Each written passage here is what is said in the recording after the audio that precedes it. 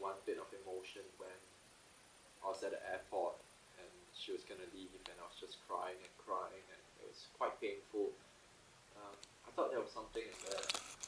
So I went on a journey and I started writing, you know, finding the characters. I think it's on now. No, it's not. Finding the characters, finding a story. So it really started from there. If I may elaborate further on that, what's the hello? Yeah, got it. Cool. Was the ending scene where Jella was crying? Was that what you're trying to recreate of that scene that happens with you? I wasn't trying to recreate. I think you need to boost the mic level. I wasn't trying to recreate. There are a lot of things. There are a lot of characters, events, you know, that really were taken from real life. But I think it's about recapturing. It was the same emotions, but it wasn't just replaying, you know, the scenes. Because obviously I didn't take a scissors and cut my mate's hair. You know, I didn't do that. Yeah, but I did. There were a lot of things that really came from life. I did have little chickens. I had little chicks. They grew into chickens. My mate did slaughter them. We did eat them. So yeah, so there were things that were really from real life. You know, my dad lost his job during the 1997 financial crisis. I remember that very well. You know, he wasn't exactly selling like glass, even though he has worked in a glass company before. But he had a good job, and he lost his job, and he was in sales. He was a sales manager, and I don't think he found a good job ever again. So there were bits and pieces really that were from memory, were from my childhood, people, characters. Yeah. Okay. Just one more question. I'm going to open the floor soon. Actually, the next question came from a fan on Facebook. I believe she's in the audience tonight, and she's asking your Chinese name Chen Zeyi. In earlier short films, you wrote it in traditional Chinese, 繁体字. Subsequently, it was in 简体字. Now we see in ILO ILO the credits. I've seen it before. It's back to 繁体字. And have anybody asked you this question before? Probably, is she in the audience tonight? They asked the right question. Thank you. Yeah. I don't know. I usually try and keep my name in 繁体, in traditional Chinese, because I prefer that. When I read Chinese books, I don't like to read simplified Chinese. I like to read traditional Chinese, even though I can't write traditional Chinese. I like to read like that. I don't like to read horizontal.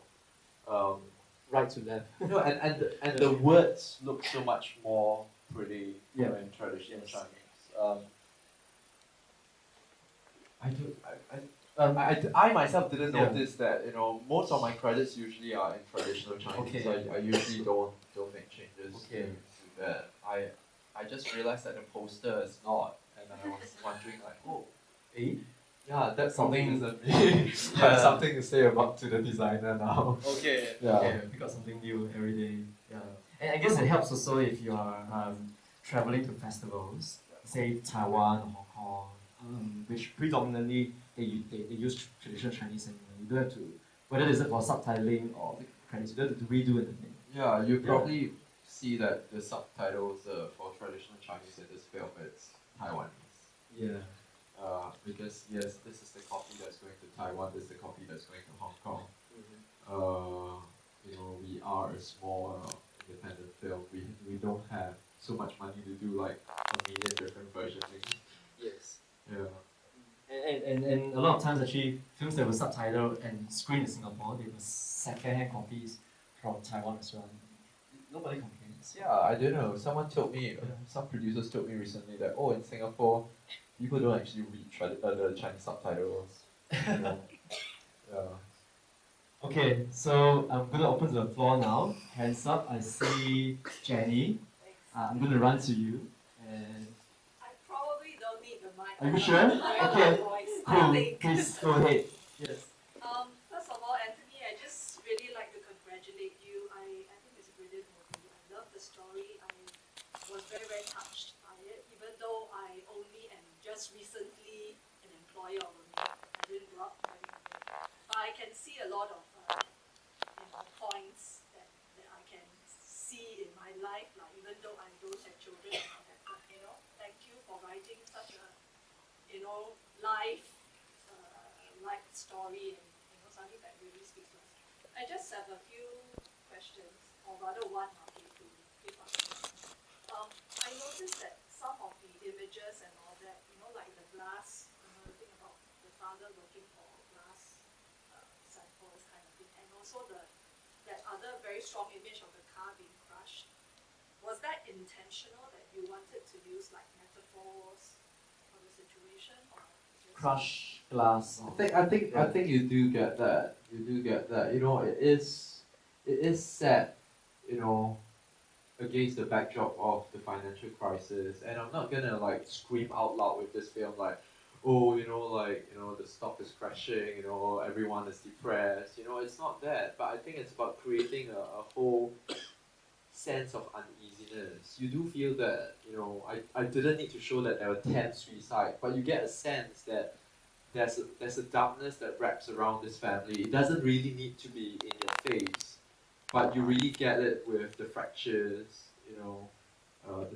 the breaking of glass. I had to fight so hard to try and get, look all around Singapore to get that shot of the car crashing, you know. Um, so yes, it was intentional, but at the same time, very much, I try and hide all that. A big part of my filmmaking now, because I'm very interested in precision, you know, for me, more and more, my process is about being more and more precise. But at the same time, the big part of what I believe now is to hide, um, your brush strokes. I believe that if you want to watch, if you want to appreciate this really beautiful piece of work, you just want to see it in its entirety. This painting, you don't want to really see the skeletons and every brush strokes. So as much as possible, it's the same thing with my dialogue. Every piece of dialogue is written. A lot of people are asking me, "Oh, was the whole film improvised? It just feels so naturalistic. You just let your actors do your thing." No, I refuse for them to change any single line, and yet I would just keep pushing them so that I strip away all hint of performance. You are not allowed to change my line. Not even allowed to add like one word at the start, one word at the end. But at the same time, I had to strip their performance so it didn't feel like it was performing. So yeah, I think is this irony that I'm sort of working on right now. Where I'm seeking for something that's very controlled and precise, but at the same time, I'm actually undoing, you know, um, and erasing all the footsteps and marks. I see some hands just now. Sabita. Yes, like that too. Just like that too, what lady said before, it's just a masterpiece. There's so many things I could say that you did really, really well and really right. And,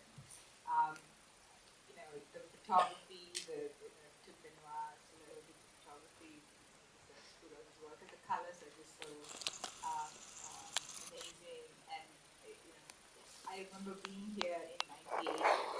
There was a sense of that in the air. So I thought you brought out that really well. I was just wondering whether you had did you have problems recreating 1990? Because even in the last sort of I don't know, was it 15 years by now? There's been lots of change, so was it hard to kind of um, bring out the Singapore of the 90s? Yeah, definitely. I had huge problems trying to recreate the era, and I was very, very careful not to romanticize the era, not to stylize the era, because for this film particularly, I mean, I've done films where it's very stylized, where I use very bold colors, but for this film, I wanted something that was very genuine. I wanted a film that had no pretense in the way it was shot, in the way in the color palette. everything, even down to fabrics and textures and everything. I think because the film was very close to my heart, a big part of the design of the film was from memory. The other half was from a lot of old photographs. So I was very concerned with the hair. I had to drag Yo Yan Yan into like a salon and curl her hair to this really freakish, ugly thing, and and also the clothes that they were wearing, the textures, we had to go and yeah, so we had to, like the curtains, we had to go to Malaysia to buy fabric to make the curtains. We had to reupholster the sofa. For me, detail is a very big part of the process. I went all around looking for, collecting a lot of items um, um, from friends and all that, props and things like that. Locations as well. It wasn't me, thank God. It was three of my interns, spent 2 months.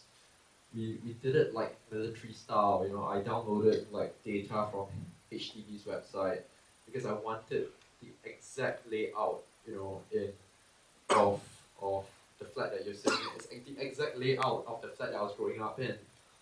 5A plus balcony, built in the 1980s. So basically we highlighted all this data all over, and for 2 months they would just go to different neighborhoods, and they would knock on doors and they would give out flyers. I think they covered about 500 blocks all over Singapore before we found this one. So yeah, the mother's office as well. I drove 3 days in Tuas, knocking on lots of doors, gotten chased out by lots of security guards, receptionists. So unfriendly. No, really, Singapore is a very film unfriendly place. I actually don't enjoy making films here because people just turn you away. I understand why cinema can never become something here because no one feels that they're part of it. You see, everywhere else, people will still offer me a cup of tea, but here you just get, even before you can open your mouth, you just get turned away. Yeah, so I drove for 3 days in Tuas. Before I knocked on a lot of offices. I found this office which I really love because it reminded me of the office of my mom when I was growing up. But of course the computers were wrong, the printers were wrong. So I brought all of those in. I drove the art department mad because they were saying, oh yeah, you just need one working computer, right, for the mother. I said, no, all the computers had to be working. And they all need to have Windows 95 or 97 on it. No, because every film I think has its own methodology. For this film, I think that there has to be something very organic and real in the process. It's the same for all the extras. They needed to be doing real work. They can't be pretending. You can see and you can smell, when people are pretending. Yeah. Okay, I'm just going to interject here. You mentioned earlier that the environment in Singapore is very hostile towards making a film here, especially if you've been through it yourself. Do you hope or do you think that the mindsets will change after, especially like your film is the publicity that is received, the award, camera, or No, which is why I try and say it as much as possible that the film industry isn't built by a group of filmmakers, or a group of companies. It's really a country coming together that really value culture, that really value, wanting to see a cinema out there. You think you're not part of it, but you are. When someone knocks on your door, you are part of it. When someone asks like, oh, would you mind becoming, being an extra in the scene because we just need some help for a few hours, you are. Yeah. Unfortunately, a lot of great cinemas, Korea, Thailand, they were all built on nationalism. We know that, there was this real urge to be so proud of your country and wanting your country to be out there. Yeah. I think we live in a society where it's always every other people's business. Yeah, it's always other people's business, it's not your business. Like, oh yeah, I'm not involved, like, yeah, so so you don't feel that actually you can contribute, you can play a But part. do you think the mindsets will change? Like apart from ILO ILO, there's also more local films being made. Local music is making inroads, etc. etc. Are you hopeful that mindsets will change? I'm not a soothsayer, You so were I surprised that can't tell, but you have a full house but- tonight. but I do hope that there will be certain perceptions that change, yeah, because it's interesting, I've been doing so many interviews with a lot of foreign journalists, and they're always asking me, oh, what do you think of Singapore cinema in the future? And to be honest, I think the next 3 to 5 years is very exciting because I'm seeing a lot of very interesting voices from young filmmakers that are making very, very, very interesting short films, and in 3 to 5 years' time when they make their features, I think we would have a whole new wave of Singapore cinema that would be diverse, that would have different uh, uh, Representations of different handwriting, yes. different voices. Um, but that is not going to happen if they're not supported. When I mean by supported, I don't mean by money. Like, yes, money can make a film, but money is not the only thing that makes a film. They need to be supported with the right resources, the right people. I don't just mean people, the right people. A lot of times it's the wrong people that kills a film. Yeah, because they don't understand the vision, they sort of um, think this is the way to do a film, but actually that's not the way the director needs to do the film. I think, which is why I think it's very, really, that can only happen when filmmakers, even though they're very good, they're supported not just by funding. Without money, yes, you can't make a film, but with money, you need something else. With the right resources, people that are willing to help them. Whether it's locations, whether it's in terms of uh, getting other things, people and all that. And then of course the right team as well. The right team. Uh, it's not about just having people. You can have like 1,000 people on your crew, but they might all be the wrong ones. You might be, you won't be making the film that you thought you were making. Yeah. Okay, I'm going to talk about your collaborators in a while, but let's take more questions. Anyone? Can we start you first? I think that was probably lovely. Thank you so much for making such a beautiful film. What I found was it was actually very difficult to watch because everything in it is so close to home. But I felt a lot of sort of pride in a sense of seeing my city on screen, even though it's obviously set in the 80s and having lived through the 80s yeah. as well. Yeah. There was this spareness in the way that you made the film, and I think that allowed so much more of those emotions to come across. And I don't think very many people have lived without domestic help in Singapore, and everything that you touched on there is a result of that closeness and living in a house with someone that you don't know. Yeah. I was particularly impressed by the young boy.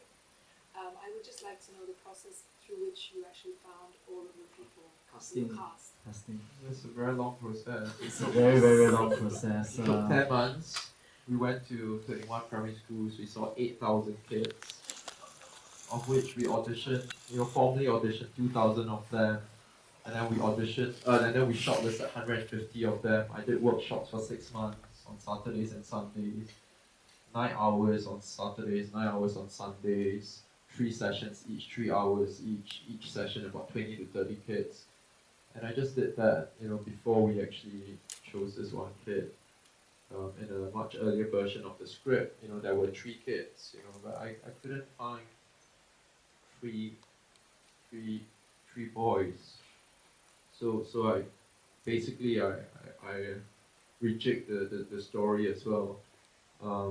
The parents, I met a lot of actors. I met a lot of actors in that age group that I felt had a fatherly or motherly quality. I wasn't looking out for a star or an actress or an actor. I was looking for someone that really feels like a mother, that feels like a father. So I saw a lot of actors within that age group, from theatre, from television, from ex-television, those that have retired. A lot of them are doing like property and insurance in Malaysia as well. Um, and then I found lockdown on Chen Tianwen and Yo Yan Yan. And for the Filipino actress, we went to Philippines. We didn't have a lot of money, so it was really a budget ticket. Through a Filipino filmmaker friend, he helped me line up a whole set of actresses.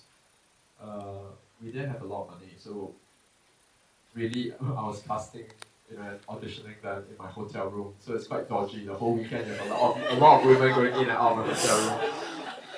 Because it was small, so we had to just do it on my bed. So yeah, so that was the process. It was a very, very long, laborious process, and that was done just as I was in between drafts as well. Yeah, because I knew very well that this film really was about performance. Yeah. How tired are you right now? Very tired. I'm surviving on